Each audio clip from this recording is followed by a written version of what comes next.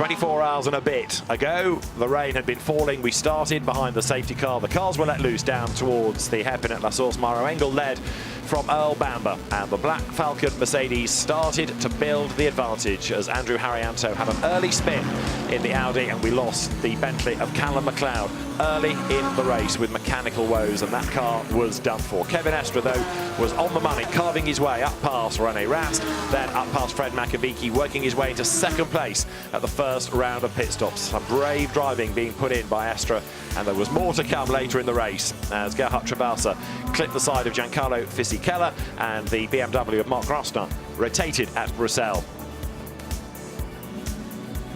More skirmishes at the bus stop.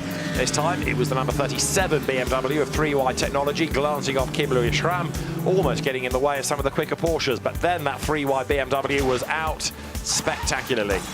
Very badly damaged, not only the car but the barriers too. Jean-Paul Buffin, the driver, was okay, but a bit shaken and bruised and battered, and we went racing again with Nick Tandy in the lead, but a drive-through penalty for the car setting a fastest sector times under a waved yellow did for that.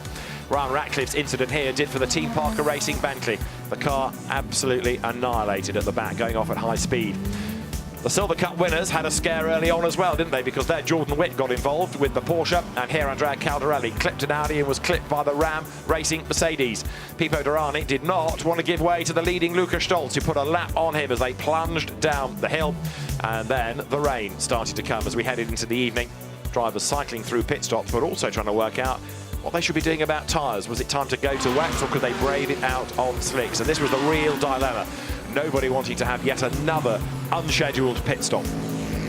The rain got heavier though as we got towards 10 p.m. and this car was leading the Silver Cup, the Stein Schotthorst, Peter Schotthorst, Mathieu Drudi, Attempto Racing Audi. Another Audi in strife though was that returning 80. After its early spin, it was back in the race and back in the wall. However, it did get going again, albeit badly delayed. The 999 Mercedes was another car that was up and down the order in the early stages of the event, and as the rain fell, so up the order came 25. The Santalok Audi running out of sequence against some of the race leaders, but picking up places nicely. As darkness fell, number 72 found itself as the leading car, the Ferrari of Davide Rigon, Mikhail Alyoshin and Miguel Molina at the 6-hour mark, and got a bag full of points. A rather grumpy Frank Stippler was caught up with the John Edwards BMW, damage to both, and the 91 Herbert Porsche came into the pits with front damage. Then the 72 Ferrari had another scare, another spinner right ahead of it as they went through Bruxelles. Away went the 563 Lamborghini, struggling for traction on the wet pit floor. And another spinner, the AF Corsa 52 Ferrari. Andrea Bertolini, one of the drivers of that, but it would be a retirement before dawn broke.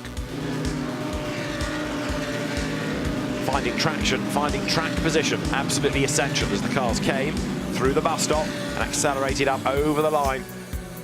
Conditions getting worse, not only in terms of the fading light as the 74 Mercedes had a spin behind the 72 Ferrari, but also because the grip levels were changing all the time. It started to dry a little bit, so it was on to slicks. Then the rain came and you needed wet tyres once again. The constant dilemma. Do you follow the herd? Do you try and gamble? It's a brave man that does that and wins here at Spa where the weather is concerned. The safety car was brought out once more because of the conditions. The road now saturated in the early hours of Sunday morning. They were released, but it was a real challenge. And on the radio, the drivers were saying to the teams and getting the message relayed to race control that it was really dangerous out there, as the Santalok Audi proved a spin on its own. John Edwards had a sizable accident, hit from behind, he hit Frank Stippler, and look, the car off the road, and it spun, around and around and around. Number 4 Black Falcon Mercedes pitted for more wet. A full course yellow was called for to slow down the pace of the race and try and just make life safer. Everybody then had a look towards the weather map to see where the next break in the cloud might be coming, but the drivers were really struggling for grip on the Pirelli tyres out on track. Yes, they were cutting through the water, but there was just so much water out there. The marshals, as ever, the unsung heroes, and that yellow flag had a lot of use until it was replaced by a red light. The race was suspended at round about 5:45 this morning, and we didn't get the cars out again until just after 20 past 11. The rain carried on falling. There was a team managers meeting at 8 o'clock. They were all on board with the suspension, And then we got back in business with a safety car start around about 12 o'clock by the time they'd all been gridded. And we went racing with Christian Engelhardt being the man in charge. Zaid Ashkanani's green Porsche worked its way into contention. But Mikhail Alyoshin was under attack. So too Rene Rast as Chris Goodwin came across the front of him. That did damage on the Aston Martin, and that car effectively out of contention in the AM Cup. Dennis Lynn dive-bombed Alyoshin going down towards the hairpin at La Source. Through he went. Dennis the Menace in a car that excels in these conditions went through. Alyoshin then got up the curve coming out of the pit path, bounced off Ollie Jarvis's Nissan, and he lost many laps with suspension damage and ultimately retired as well. Graham Davidson had a spin from the outside of Blanchimont to the wall on the in. That did enough damage to put that car out of the race. So another full course yellow to safety car, more pit stops, Valkenhorst and Dynamic Motorsport there taking the opportunity to switch drivers, and all of that put the #1 Audi into the lead of the race. Rene Rast at the wheel of it, he would give way to Robin Frins, and the battle to be second went the way of the Porsche, because that was a very brave Klaus Backler going through, and Frederik Verveech had a wild old ride running wide coming out of Blanchimont.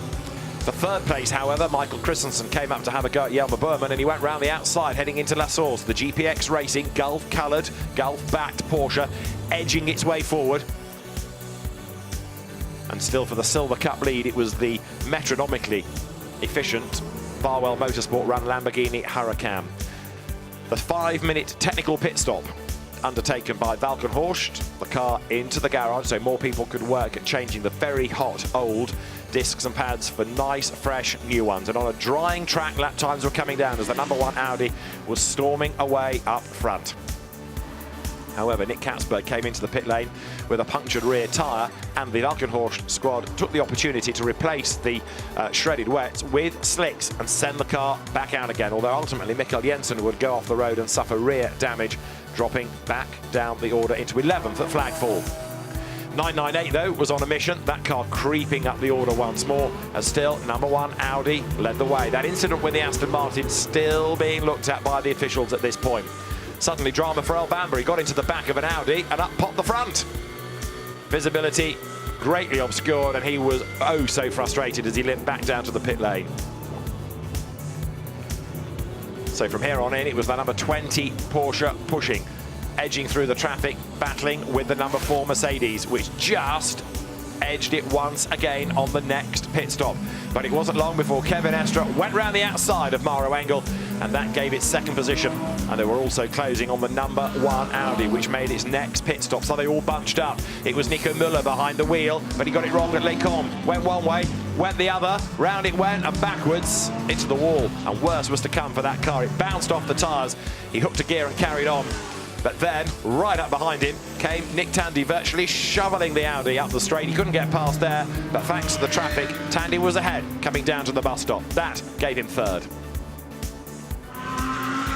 Maro Engel had a go to try and get back ahead of Tandy after a moment at the bus stop. They both ran out wide. If you take that moment out of the equation and you take the drive-through that 998 had out of the equation, could have been a winning car. Time loss right there. It was only 3.3 seconds back at the flag as Engel went wide and lost another spot to Nico Müller.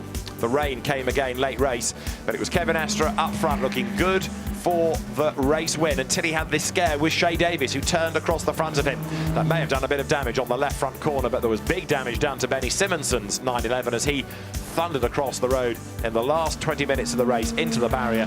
Absolutely destroyed the car, and that became a full course yellow into a safety car. And so everybody bunched up. The order was massively slowed and of course concertinaed when the safety car came out, and as we got going again, it was Kevin Estre leading the way once more as the cars turned their way down towards Pouen, where Klaus Backler collided with Rene Rast and Jens Lieberhauser. And with 3 more cars off the road, it was another full course yellow and another safety car, all of which was depriving Nick Tandy of the chance to challenge. 78 Barwell Silver Cup Lamborghini heading for a win. TF Sport Oman Racing Team heading for a Pro-Am victory as well. In the Rinaldi Ferrari, it was an AM trophy to take home. But the overall winners of the Total 24 Hours of Spa for GPX Racing, Mikkel Christensen, Richard Lietz and Kevin Est, the winners of the 71st Total 24 Hours of Spa. Great delight down in the pit bunker, and it was Kevin Est savouring the moment on the in-lap as he worked his way round to Parc Fermé, clambered from the car, an absolutely delighted driver. It's been another fantastic race. If you've been with us all the way on the live stream, thank you for your company. On behalf of Bob Varsha, John Watson, Martin Haven, Charlie Butler-Henderson, Dakota Jane and Ryan Marine, who've done sterling work either in the booth or in the pits, and from me, David Addison, we hope you've enjoyed this amazing installment in the history of the Total 24 Hours of Spa, and all of these drivers so graphically showing their emotion on the podium have certainly done so as well. But when it mattered, it was Porsche that came through as the overall winning brand, the first time Porsche has won since 2010. And the celebrations for the overall winning team was going to be underway, and as spectacular as these celebrations in the Silver Cup. All smiles from the engineers down in the pit lane. But there, the biggest trophy of the lot, the coveted Spa 24 winning trophy for Michael Christensen, Richard Lietz and Kevin Est at the end of a great Spa 24 Hours. From all of us, from Ryan Marine, Charlie Butler-Henderson, Dakota Jane, Martin Haven, John Watson, Bob Varsha and me, David Addison, thanks for your company. It's been another fabulous race here at the Spa 24 Hours. There'll be more of the same in 12 months' time. Bye-bye.